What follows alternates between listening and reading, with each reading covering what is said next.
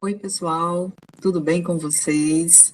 Eu espero que esteja tudo bem. Eu estou bem, graças a Deus, tudo ótimo, né? Mesmo diante de toda essa situação que nós estamos vivenciando. Mas, enfim, vamos lá para mais uma aula de língua portuguesa. E hoje nós falaremos sobre um campo bem interessante da gramática, que chama-se classes gramaticais, ou morfologia, ou classe de palavras. É importante dizer para vocês que a gramática é uma das áreas da língua portuguesa que nós estudamos. Sim, de fato, muito importante, porque são as regras, e todos nós precisamos saber ou ter uma grande noção dessas regras, se nós quisermos escrever um bom texto, né? Se nós quisermos interpretar um bom texto, tudo isso ajuda, ok? Porém, assim, eu acabo não trabalhando muito gramática em sala de aula, né? Nas minhas aulas, geralmente eu só recapitulo algumas regras importantes, alguns conceitos importantes para nós falarmos posteriormente de regras, justamente porque alguns alunos gostam de, vão precisar para prestar concursos, etc. e tal. No entanto, o próprio Enem, como eu, quem me conhece sabe que eu procuro focar as minhas aulas muito direcionadas ao Enem, ao Exame Nacional do Ensino Médio, e o Enem é um tipo de prova que não cobra muito esse conhecimento gramatical em questões. Ele cobra o conhecimento gramatical na redação. Então, por isso é bom a gente ter uma noção, tá? Mas eu acabo aí trabalhando mais interpretação e produção textual, justamente porque não existe, teoricamente, essa cobrança tão específica no Exame Nacional do Ensino Médio. No entanto, é importantíssimo nós sabermos e relembrarmos alguns conceitos gramaticais. Então, como eu estava falando para vocês, a gramática, ela é um dos campos, né? Nós temos a literatura, nós temos a gramática, nós temos a interpretação textual e a produção textual, né? Já a gramática também abrange nós temos ali muitas bifurcações na gramática. Ela é muito extensa, ela é muito complexa, com certeza. Porém, a quem tem domínio dessas regras certamente irá ter uma boa desenvoltura nos textos ou na comunicação, enfim. Então, ela é extremamente importante, sim, né? Esse conjunto de regras aí que rege a nossa língua, que, digamos assim, ela padroniza a nossa língua portuguesa, certo?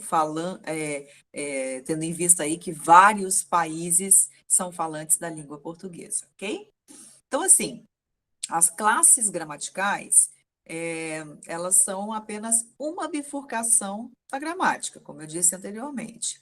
Nós temos aí 10 classes gramaticais: adjetivos, substantivos, advérbio, numeral, interjeição, são 10 classes gramaticais. Hoje falaremos especificamente sobre o substantivo. Claro que aqui é apenas para nós relembrarmos, porque nós estudamos essas classes gramaticais lá atrás no ensino fundamental, ok? Então, é só para dar uma pincelada para a gente relembrar esse conceito, porque posteriormente nós estudaremos algumas regrinhas, né, importantes, e que nós teremos que saber aí classificar o que é um substantivo, o que é um adjetivo, classificar esse substantivo, acaba quando a gente tem o domínio desse conceito, nós acabamos até criando textos mais interessantes, tá legal? Então, agora eu vou compartilhar aqui o meu slide com vocês, para vocês acompanharem, por gentileza.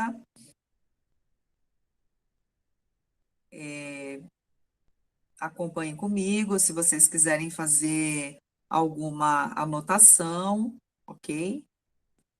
Estou à disposição. Caso tenham dúvidas também posteriormente, pode estar me enviando, todos têm o meu contato aí no WhatsApp, pode estar me enviando mensagens no privado, que eu estaria à disposição para ajudá-los, tá bom? Então, vamos lá. Vamos falar sobre substantivo. O que é o substantivo? Nada mais que nomes num texto, num bilhete, numa poesia. Então, o substantivo é tudo aquilo que nomeia coisas em geral, né?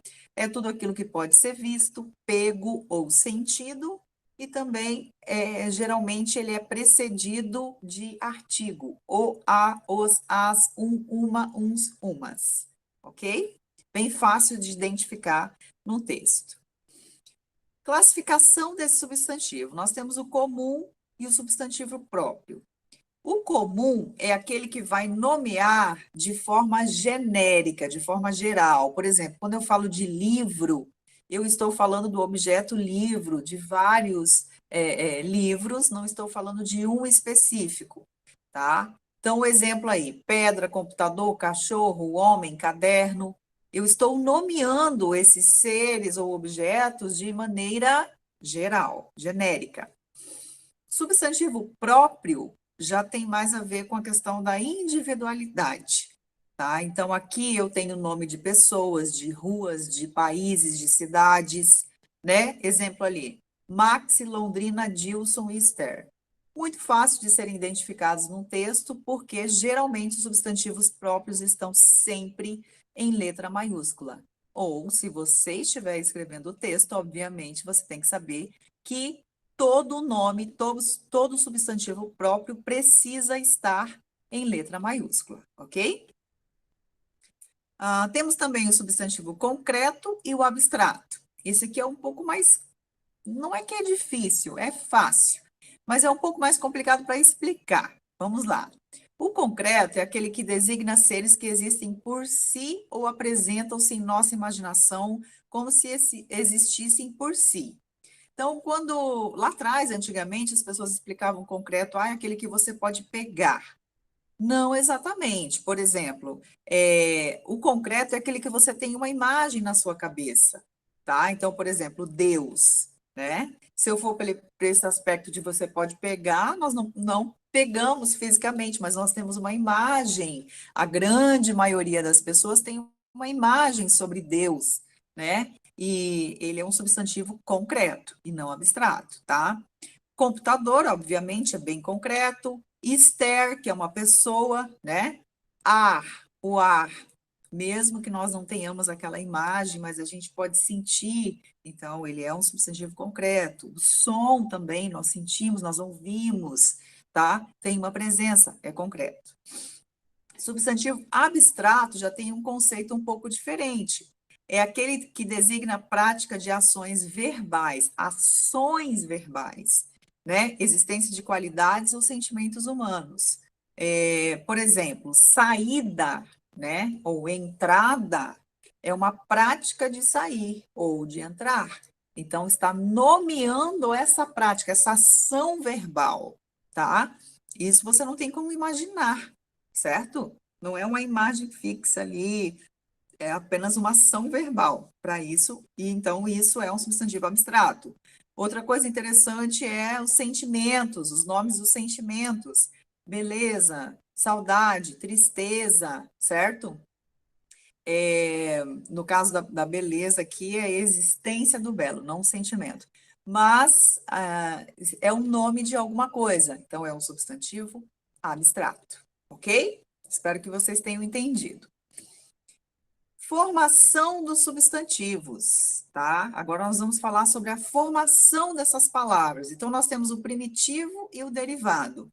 O primitivo é quando ele não se origina de outra palavra, né? Ele é a própria palavra original.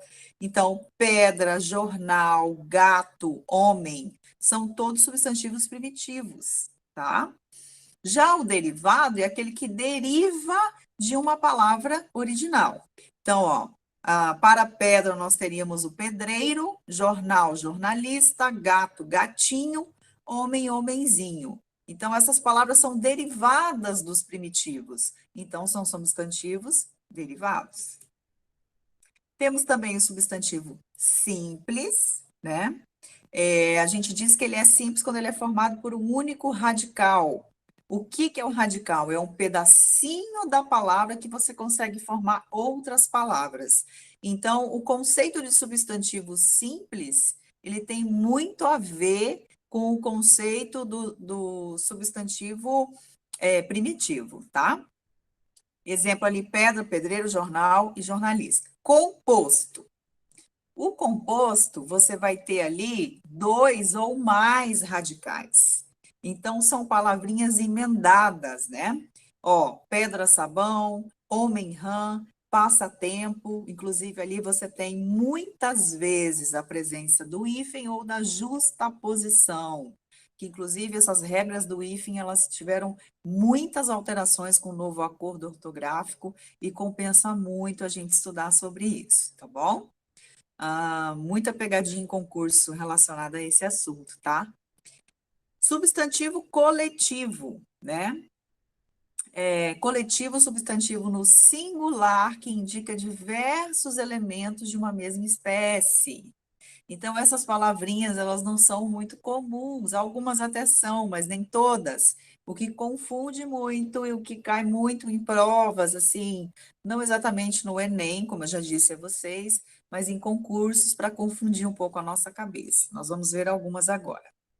Abelha, por exemplo, você tem enxame, cortiço, colmeia. Então, quando você está falando de um conjunto de várias abelhas, você pode usar essas outras designações aí. Um enxame de abelha, um cortiço de abelhas, colmeia, tá? Então, uma palavra só que designa o coletivo. Acompanhante, comitiva, cortejo, séquito. Olha que palavra interessante e rara, né? De ser utilizada. Alho, quando entrelaçados, pode ser uma réstia enfiada, tá? Olha esse nome. E cambada. Aluno, classe, animal, em geral. Piara, pandilha, todos em uma região. Fauna, manada de cavalgaduras, récua, récova, de carga. Tropa, de carga, menos de 10, lote, de raça, para reprodução, plantel, ferozes ou selvagens, alcateia. Então, todas essas palavras são designadas aí ao mundo animal, né? E é bastante interessante porque os substantivos, esses substantivos coletivos, eles são, na verdade, pouco utilizados na linguagem coloquial, né? Mas quando você sabe empregá-los, a sua linguagem fica muito mais interessante. Aí você tem carro, frota, ladrão, quadrilha, livros, acervos, jornais e revistas, hemeroteca, ator, atriz, elenco, leis, código, certo? Então, conjunto de leis é o código, código civil, código. Esqueci agora os códigos que a gente tem. Tem até um vademecum, que é o conjunto de códigos, enfim. Então, basicamente, esses são os conceitos do substantivo, tá? Eu espero que vocês tenham compreendido esse conteúdo, ele é simples. Nós falaremos nas atividades apenas sobre o que é o conceito e a classificação desses substantivos, tá bom? Então é isso, eu fico por aqui, tá? Espero que todos vocês fiquem bem e nos veremos então na próxima aula, se Deus quiser.